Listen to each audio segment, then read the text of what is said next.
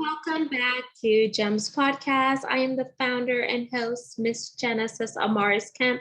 And with me today in the hot seat is Braun. And here is a bit about Barry. He is the founder of the Happy Community Project, a happy community builders. Barry and his team are enabling others to build happier communities.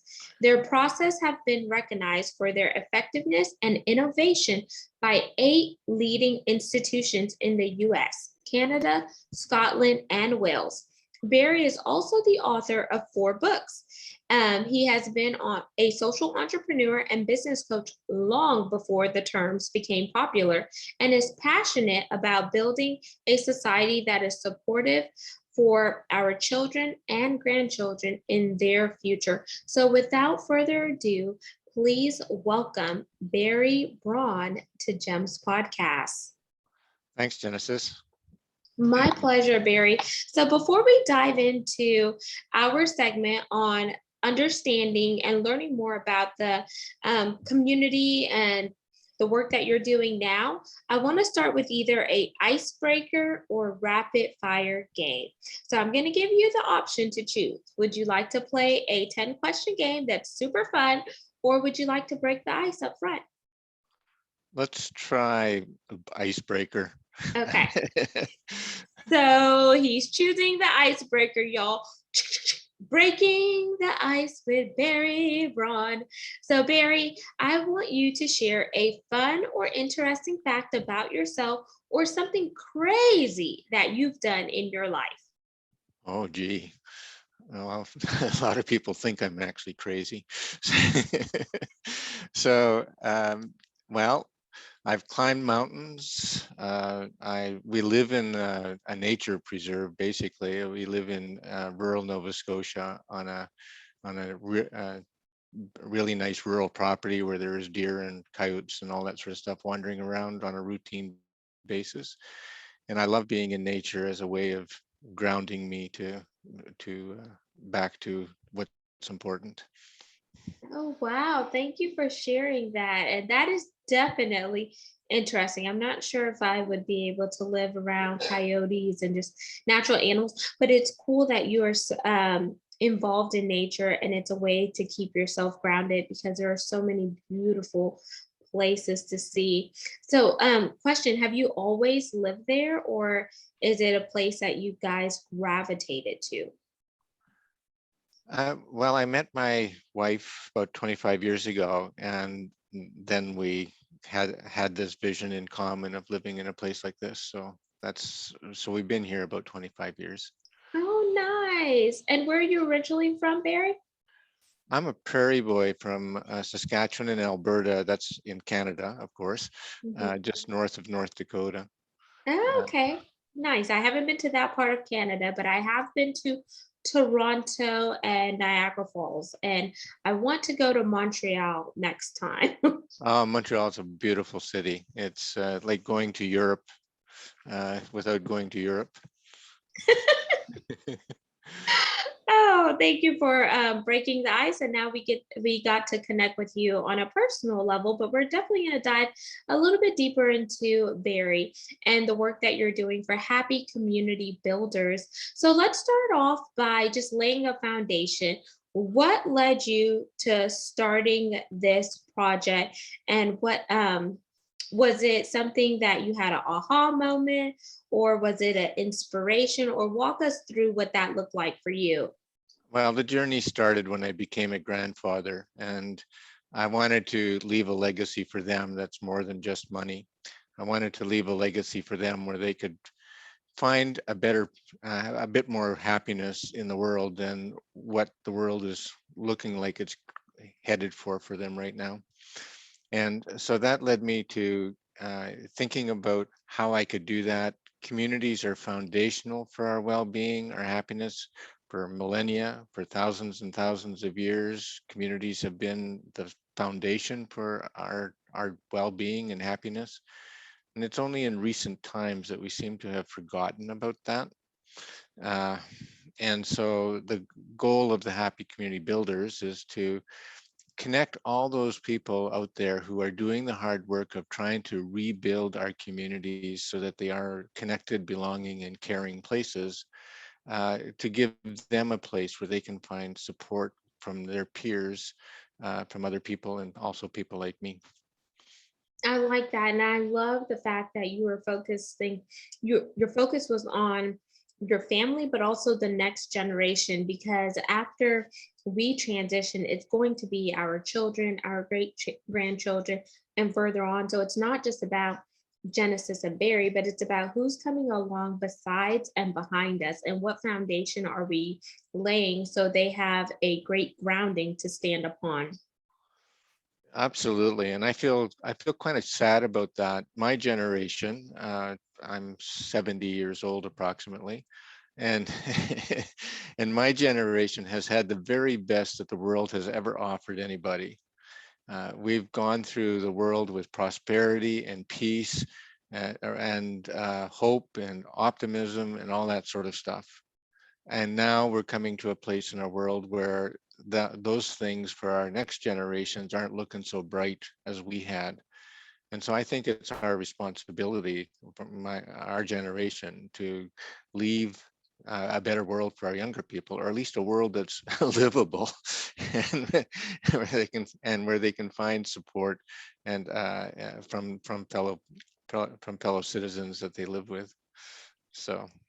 And do you think that we could really create some synergies and effectiveness if we would connect across generations and culturally? Because for example, I'll use this example, and I'm going to use it from a corporate America standpoint.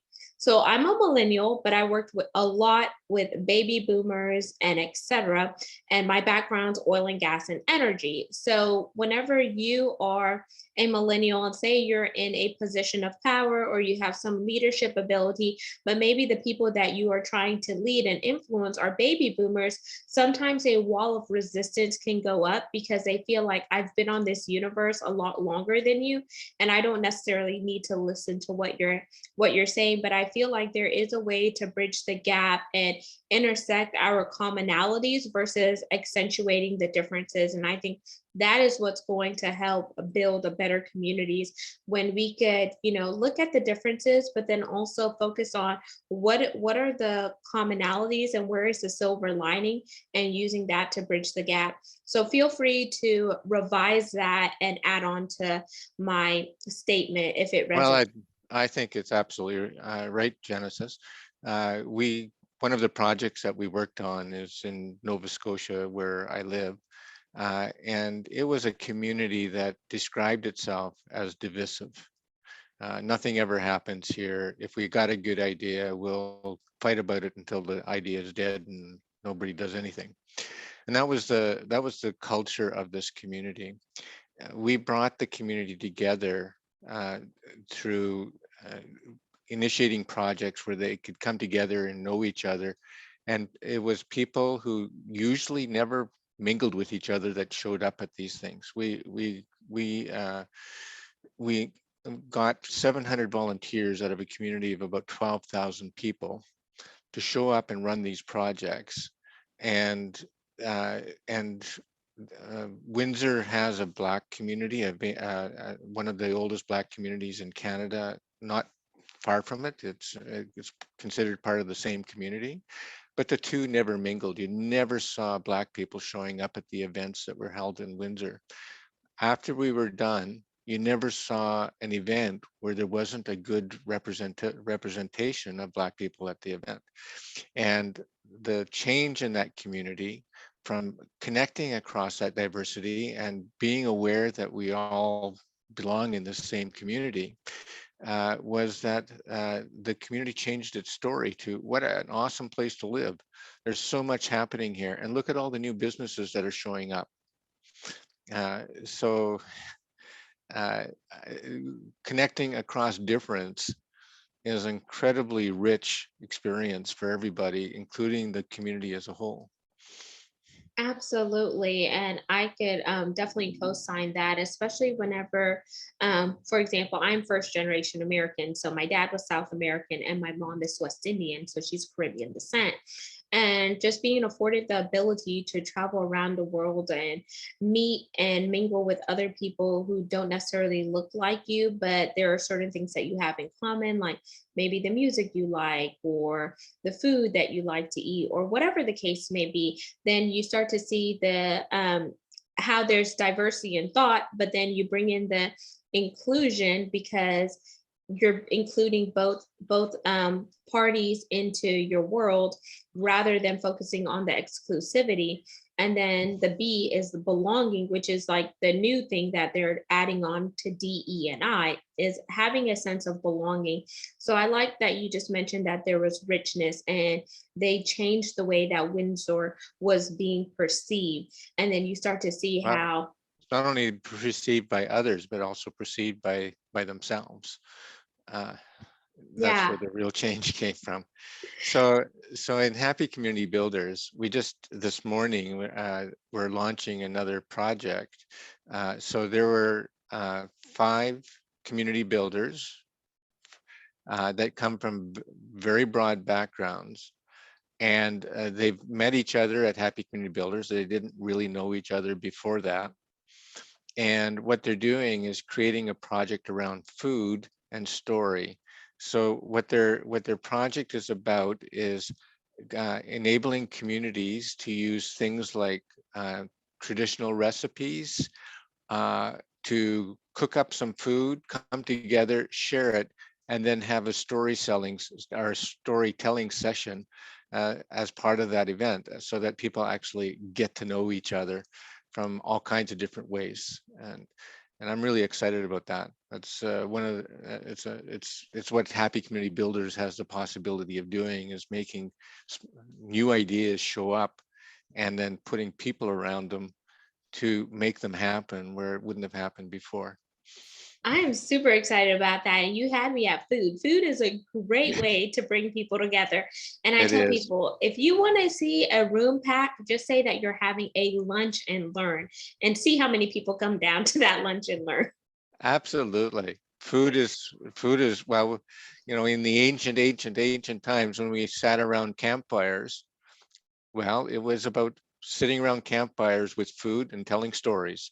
That's what we did. So this is just going back to ancient times of what you did as humans, and that we did that because it was really important for us as a way of bonding with each other and developing a sense of responsibility and caring for each other. Yes, and we definitely have to get back to the old school days because even though, history doesn't repeat, someone told me history rhymes, and I thought that was a great way of looking at it. And one of the questions I want to ask is why is doing good hard? Because I know that's one of the questions that feeds into community builders. Sure. It's a common experience. We held this thing called Coffee Connections. We hold it once a month, and people from all over the world join on the Coffee Connections. And one of the things I noticed in there was a common theme, and that theme is, this is hard. What I'm trying to do for community is hard.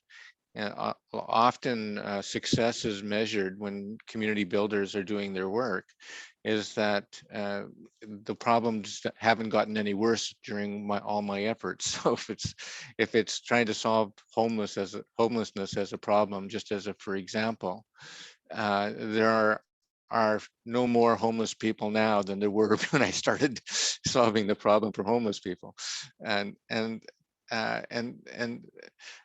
so it takes a lot of stamina and fortitude and passion to keep working in an environment where you're not necessarily feeling like you're making progress, or if you are making progress, you feel like you're doing it alone and people aren't appreciating you for what you've done.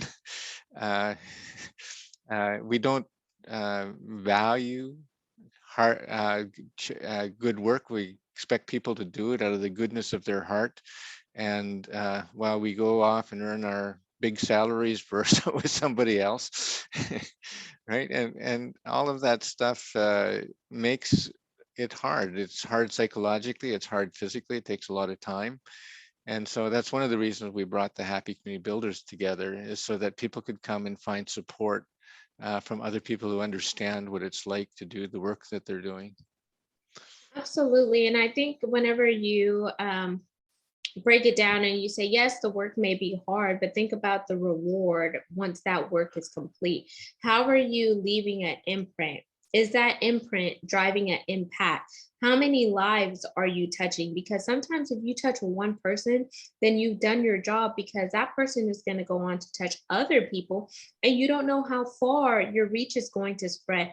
You don't know what the ripple effect is going to look like, or that domino effect. So just focusing on touching lives and focusing on the impact that you're leaving can definitely make the doing hard work easy. And I think it also starts with the mindset, just having a shift in your overall mindset and overcoming some of those paradigms that's making it seem as hard. Because if you keep saying it's hard, you're going to keep making that situation hard. But if you say it's easy, then you're going to start to see how things are going to be free flowing, and things are just going to come to you naturally, is my opinion and view. Well, there's a lot of truth in what you said, Mhm. um, but it's also, I think, a little bit. So my experience with people who are trying to solve significant problems in their community. So yes, if you want to do good, it's easy to go out and do good. Just find somebody on the street and buy them a cup of coffee, and you've done some good. And it's a big help for that person. It picks up their day and makes you feel good. And doing good always feels good. Uh, but when you're doing this with passion and you're trying to make big change, there are a lot of forces working against what you're doing. The government itself often puts barriers in the way of doing good, and where for mind-boggling reasons that are really hard to fathom. Uh, and raising significant amounts of money to be able to do the good is really challenging and often goes unappreciated by the rest of the public who don't necessarily pony up as much as you would need them to, or government funding would need you would need to do. Uh, and so these and then there's just doing the work in the community itself, and people there's always someone in the community who comes up to be critical of what you're doing. They're standing on the sidelines watching you, and then for all your efforts that you're doing trying to do something good for them, they're there telling you criticizing you or questioning your motives for doing it and that sort of thing. Those are real things that community builders run into pretty much every day. And so that's why we've created the Happy Community Builders platform, is so that they can come to a place where others who are doing similar things already know what their experience is like, and can offer them support, moral support, plus also good advice, new ideas that they hadn't thought about, new resources that they can reach out to that they hadn't thought about, those sort of things. So let's focus on that, because that is a valid point, because it could apply where you are in Nova Scotia as well as anywhere around the world. Challenges, Absolutely. whether they're the monetary challenges of trying to raise funding, whether it's the pushback from the people in your community who don't necessarily see the vision, so they haven't bought into it, or you mentioned the government. So some of the challenges that you face as Happy Builders community, lay those challenges out and talk about the ways that you and your team have overcame those challenges. But then while you talk about how you overcome those challenges, let's talk about some tips and tricks that will help the listeners and viewers so they can help aid as being a solution to some of the challenges you all face based on the incredible work you're trying to do. Well, I think speaking to the last point first, the, uh, people who are working hard to make the community a better place to live for you and the other people in the community, these are, they're heroes. They should be recognized as that, rather than criticized for the way they're doing things or how they're doing things. So just putting out a kind word to somebody who's doing that kind of work is a really good place to start. I noticed what you're doing and I think it's really great, without critical comment about what they should do and what they shouldn't do and that sort of stuff. That helps a lot to the community builders to know that they're appreciated for what they're doing. Uh, so that's the easiest thing that people can do is just appreciate others who are doing the hard work. Uh, the Your question is what makes it hard. So for example, I'm not sure whether the rules are the same in the United States, but here in Canada, we've talked about earlier, food is core to building connections. Well, here in Canada, we got all kinds of silly rules that make, in the name of safety, that makes it really hard for people to come together and share food. Um, you have to take courses, you have to cook the food in special places, uh, and you have to serve it in special ways. You can't just have an informal gathering and people show up at potluck food in a public event. And yet food is one of the key ways that we come together. And so there's, safety rules are important, but so is so is people coming together and sharing bread together. Uh, we There's a funny story that happened here in Nova Scotia that just gives an idea of how doing good can be hard. Uh, we have pothole season here in Nova Scotia. It happens every spring. Uh, as we're a cold country up here, so when the ice thaws and it warms up, then we get big potholes in the road. And there was this young fellow who lived on a road, and the people had been complaining to their local government people and transportation people for a long time that the road was becoming impassable because of the amount of potholes on it. It was a gravel road, and so this young enterprising guy said, "Okay, well, I'll fix this." He grabbed his shovel and he went on the road, started filling in potholes. Well, it turned out that the local citizens appreciated him doing that. So a lot of the cars that were driving by held out a $5 bill to him or $10 bill to him. They were driving by for shoveling. So this is really great. Then the police came along and said, "You can't do this. We won't let you do this. You got to go home." So he went back 3 times, and on the third time they threatened to arrest him if he showed up again, for filling in potholes, for doing a good deed. So that's a way that the government makes things hard. They make these rules that doing good is in some cases illegal, like this guy trying to make the road passable. Oh, wow. So, It's it is kind of shocking because it's like a dumb rule in my opinion, because if you were worried about it, you would have actually sent a crew out there to pave the roads, whether you're using asphalt or whatever you're doing, just to make sure that people could get where they need to go safely. And then going back about the food aspect, we do have those rules here in the US, and I know about them because my husband is a chef by trade. So whenever you have certain events, you have to make sure that for the caterer, they have a caterer's license, they have a certain types of insurance, depending on how the food is prepared, if you're using commercial kitchens or whatnot. But I always tell people there is a workaround. So sure as there long is. as long as you bring like store-bought foods, that's a way of using that. Or if you cater from a specific restaurant that is already in contract with the venue that you're using, that's also another way to work around. And then just disclosing, like, for allergy sakes, because so many people have, nut allergies, or they may have other shellfish or whatever type of food allergies, and you want to make sure that the food is not cross contaminated or no one gets sick. That's also another thing to be mindful of. But I definitely think that just having those rules in place could be a way of deterring people from having those social gatherings that does have food. But then if you figure out what the loopholes are or the workarounds, then you could definitely proceed with your event. So it's always like you're having to stay one step ahead of the game in a sense. Well, yes, and every time you get a step ahead, the government has another way of making another rule that makes it hard, even though you can find ways around these things. But often people throw up their hands and say it's just too much work.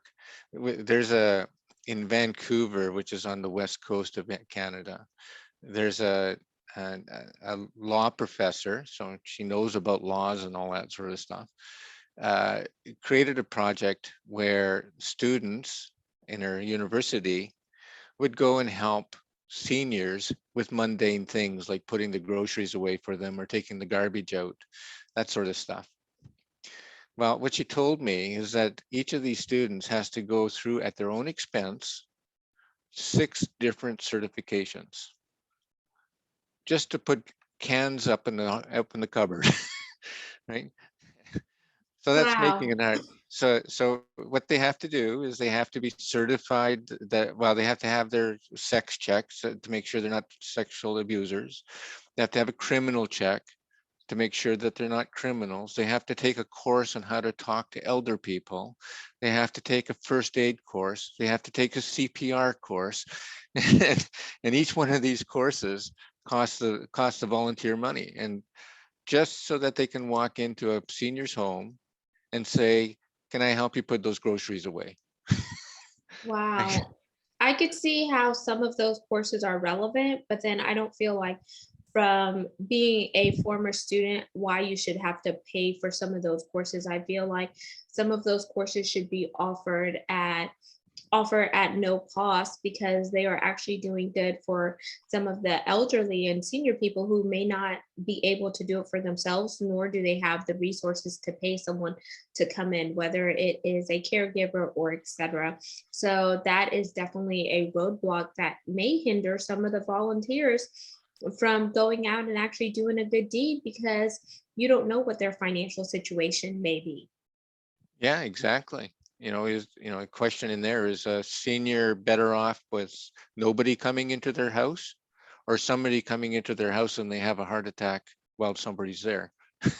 Yeah. Are they better off? Which way are they better off?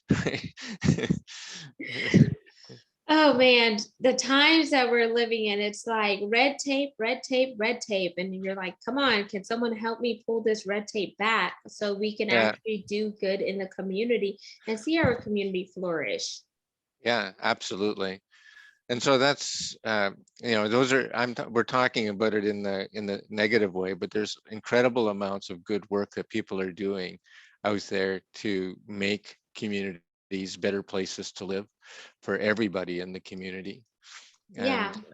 And and and uh, and so I think we should honor them and cheer them on and make offer them a little bit of gratitude when you see them doing it, because what they're doing is good for everybody. It is good for our world. It's good for our children's. The reason I started all of this stuff, I said in the beginning, was for my grandchildren. And what I see for them is that they're going to really need those old-fashioned communities that we've abandoned mostly, uh, when as they're going through the next phases of how the world is unfolding. There's lots of stuff going on in the world where self-reliance isn't going to do it. We're going to need others to do it with us. It goes back to the old sentiment and that was always said. It takes a village to raise a kid, but it also takes that kid to turn back and help that village once they get of age. And I want to commend you and your team as well as the other people who are doing something similar to you, Barry, and just really building communities from the inside out or also from the outside in, depending on which vantage point and perspective you look at it. And I want to give you the opportunity to leave our listeners and viewers with your call to action for this segment. Give them a challenge or tell them what you want them to do once they hear this segment. And I always like to challenge the listeners and the viewers because we're not just doing this to better ourselves, Barry, but we're also doing it so we can leave an imprint and drive that impact because it takes all of us coming together to make this world a better place. Absolutely, it does, Genesis. And thank you for this opportunity to share that. So This is a message particularly to the community builders out there, the people who are actually working to make communities stronger places. The call to action for them is, one, keep it up. You're doing awesome. But two, is check out happycommunitybuilders.com and see if it's a place where you might be able to find support that might make your path, your journey doing this work a little bit easier. So happycommunitybuilders.com.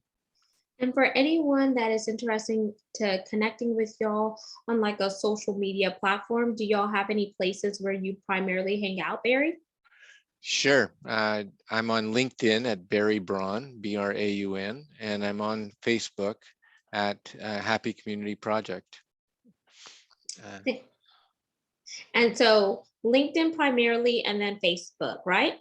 Yeah, those are the two ones that I tend to spend time on. So Barry Braun at LinkedIn and Happy Community Project at Facebook. Thank you so much, Barry, for just coming here and telling us about the work that you and your team are doing. And thank you for making this world a better place, not just where you are locally, but also worldwide, because your reach is really spreading across the pond. And listeners and viewers, make sure you subscribe and share this segment within your network. We're on 40 plus platforms, so there's a place to listen for any and everybody. And then for those of you that love video content, you can see videos of the podcast segments and the guests at YouTube, which is Gems with the Genesis Amaris Kemp. And lastly, but not least, in order to continue to educate, inspire, and motivate others through GEMS podcast, it takes sponsors and it also takes brand ambassadors. So we are currently opening sponsorship slots. You can find out more information by going to genesisamariscamp.net and selecting the podcast tab to learn more. And lastly, but not least, we are currently ranked in the top 3% globally out of 2.8 million podcasts per www.listennotes.com. So we couldn't reach that level of success without you supporting us. So I want to thank you so much for what you do on a daily basis by supporting myself and the guests that I bring on the platform. So peace, love, and lots of blessings. Go thank someone, give them a hug, and let them know that you appreciate the work that they're doing in the community. And ask them, is there anything that I can do for you to help with your project? Or just share the information or whatever. You never know how a small act of kindness can make a huge impact.